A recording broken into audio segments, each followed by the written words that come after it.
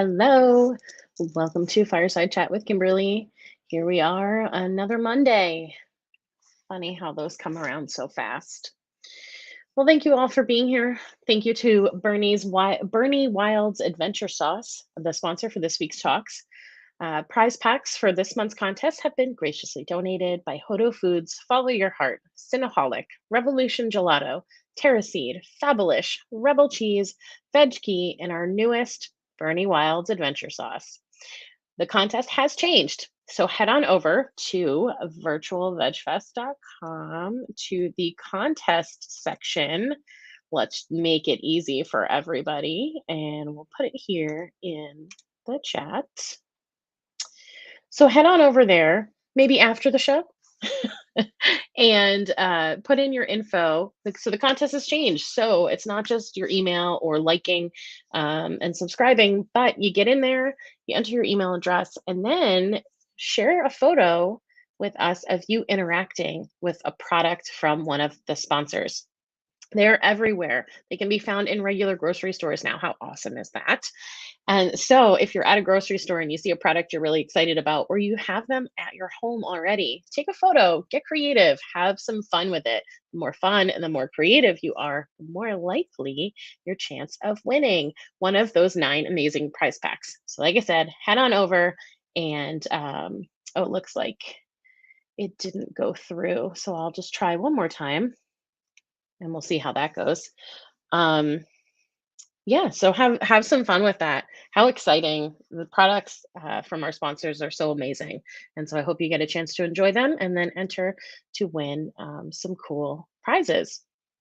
So, hey, it's Monday, like I said. How was your weekend? What did you do?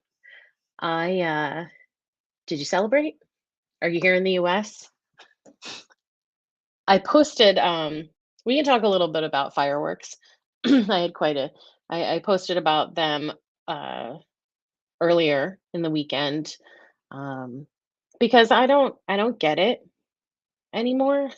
They're so destructive to the innocent creatures around us, the sentient beings who don't understand what that noise is, why there's booming and banging and explosions for multiple nights out of nowhere, right? And they get scared. Some can be startled to death. Horses, dogs, cats can be scared enough to bolt. And then that, of course, leaves them uh, at risk of getting lost, getting hit by cars, or worse, right? Uh, it certainly triggers PTSD. Think about, I love how people are like, oh, we're celebrating, America and our freedom and people who, fought for the freedom. But some of the people most affected, the humans most affected by the fireworks used to celebrate are those who have PTSD from fighting for that freedom that everyone likes to talk about. Um, and so, like, in order to have 45 minutes of like some pretty colors in the sky, people who claim to care about the people who, went and fought for the country, like they're willing to sacrifice the comfort and mental well-being of those who are triggered and harmed by the explosions of fireworks. It's just, aren't we an interesting species?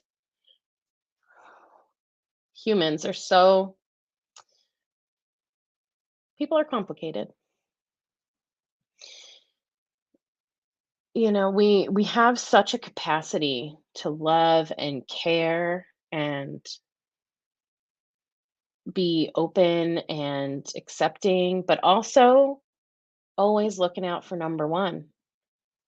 So some people are like, I don't care. I love fireworks. I want to take my family to do fireworks to see fireworks, or I want to set off fireworks in my backyard, and I don't care who it impacts, humans and non-human animals alike. They just care about what they want to do. And part of that is our culture, right? It's become very much everyone for themselves in the US. And so If that's how it is, then why wouldn't you care most about what you want first? But we can see where that's getting us, right? There's another shooting today, by the way, at a parade. Supposed to be a celebratory event.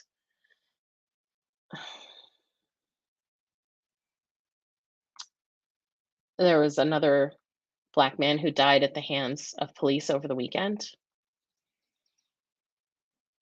We talk so much about freedom during this weekend, our Independence Day.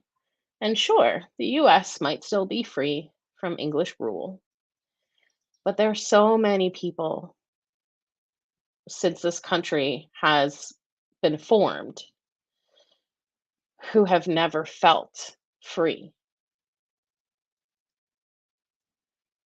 And as we look at what's been happening over the last 2 weeks, right, we're watching more freedoms be taken away. What exactly are we celebrating today? What is this freedom? I don't know. Hey, Rick. Thanks for being here. Hey, Susan. Yep, not me either. Definitely not feeling the independence today. And then Rick says there was a shooting in Copenhagen also. Jeez. Okay. I hadn't heard about that. I was just up on the recent US shootings, which there seem to be a number of any day, anytime. But we can tie this into veganism, of course, right? When we think about the ability, the capability, the capacity we have as humans for compassion, but at the same time, how many humans don't actually engage in their full breadth of compassion and are keeping non human animals from their own freedom. Yeah, Rick, you're right. Every week it seems like there's a new shooting in this country. And that's the other thing, right? So not only are we watching lots of freedoms and rights being taken away from humans here in this country, but we've seen more rights being given to inanimate objects like guns. Like, how do we expect how is that a good thing? Like, what's the justification there for that? There has to is it a disconnect the way, when we talk about going vegan and people don't seem to kind of get the like, but we've always done it this way. We've always eaten animals. Why would we not just keep eating animals? It's so good for us and like they're bred for that and like what's like who cares? But we should care because when we think about what we're consuming,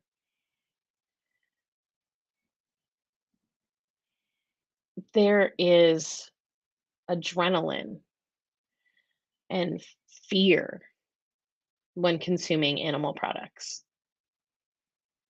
Sentient beings are aware of what's happening around them, going into slaughter, at the slaughterhouse.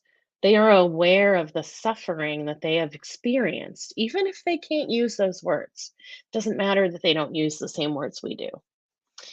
They are aware of the suffering that their lives have been, even if they don't realize it could be any other way. We know pain when we feel it.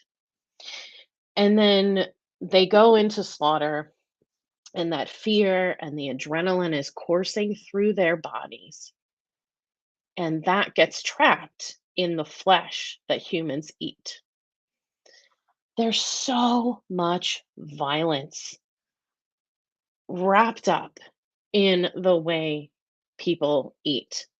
From the moment these animals are born or hatched, their lives are full of suffering. And their last moments are full of suffering. So when you're consuming animal products, every single time you are consuming animal products, you are consuming that suffering. You are taking in that energy, this this energy of fear and of death. Do we really think that doesn't impact us?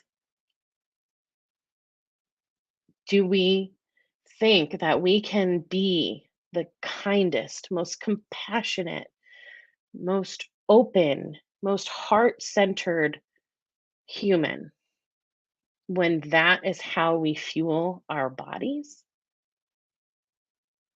It's no wonder humans have that we're so violent. We're able to be violent towards species that are not like us because we see that it serves us in some way, makes us money, gives us something to eat, which we don't need, by the way. There are lots of vegans walking the earth that are healthy and happy and strong and full of love and life. Proof that humans can function without animal products.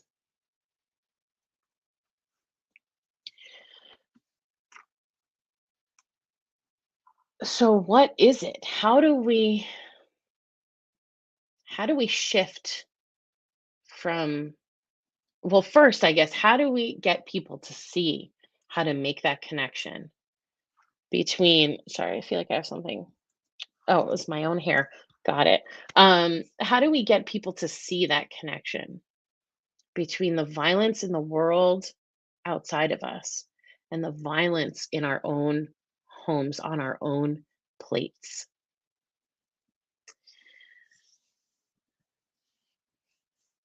My approach is that I'm always willing to answer questions. And I am also willing to ask questions. If someone is not really understanding why I chose veganism, or why I would suggest other people choose veganism, very often it's not because they don't understand the concept, right? It's most often that they're not ready to hear it, or they believe that it's not um, viable for them for whatever reason.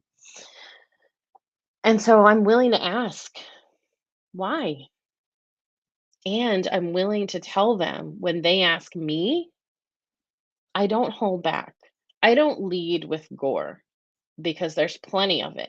We absolutely could. There are tons of undercover investigations, tons of documentaries that will show you exactly what you are contributing to every time you buy animal products. That's not what I lead with, though. I believe in meeting people with where they are, hearing their story, understanding where they've come from, where their views stem from, why their approach to life is different, why it might include animal products. But then we can dig deeper, and it's about planting the seeds. It's why I do this show. It's why I write a blog. It's why I have a podcast. It's why I'm on the vegan stew. You never know who's listening, and you never know what thing you might say that might stick with someone, even if it doesn't change them in the moment, though sometimes it does. Even if it sits with them for a long time, they don't even realize it. Sometimes it comes back and they start to think, what was that one person said that one time? And they start to do some research of their own. And then it becomes their own decision, not a suggestion from me, not a suggestion from you.